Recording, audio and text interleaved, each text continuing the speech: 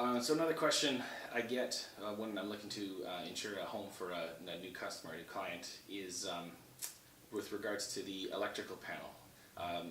Every now and then you'll come across a home that has either 60 amp service or twist-in fuses or both. Although 60 amp service, when used with a breaker panel, is still considered code, and you can build new houses with 60 amp service with circuit breakers, it's generally considered that modern appliances will draw more amperage than the 60 amp panel could properly supply, and therefore creating a bit of an insurance problem. If you're going to electrically overload your house, if you're going to be using more electricity than the home or the panel can supply properly, you're going to be creating undue heat at your switches, in your wires, and also at the circuit breaker. The undue heat is, it's a great way to burn your house down, which is what the insurance companies are interested in.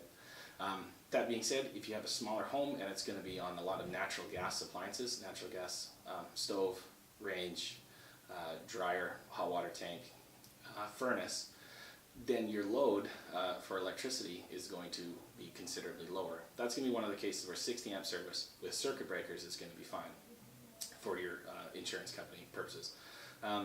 The twist-in fuses is will largely coincide with the 60 amp service, but the twist-in fuse is going to be something that is not going to be insurable any longer. Twist-in fuses are no longer code. You'll hear a number of different reasons as to why twist-in fuses are not insurable, but the reason that I've had explained to me most recently from underwriters is that the twist-in fuses have a higher chance to fail, which is to say not actually blow when they're meant to. When you have an over-amperage situation, they will physically have a small explosion and cut the circuit in that way.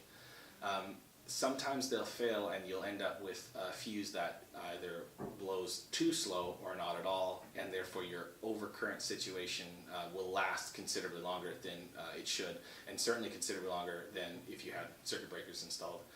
The other part of it is that twist-in fuse is fairly easy for a person to get around, and this is kind of more the real point of it, I think.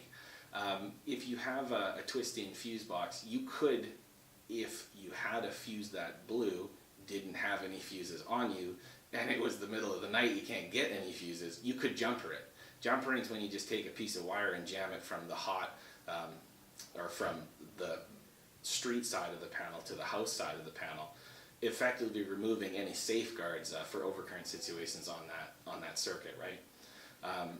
If you have twist-in fuses, or the home you're looking for has twist-in fuses, certainly look at what it would cost to replace the panel.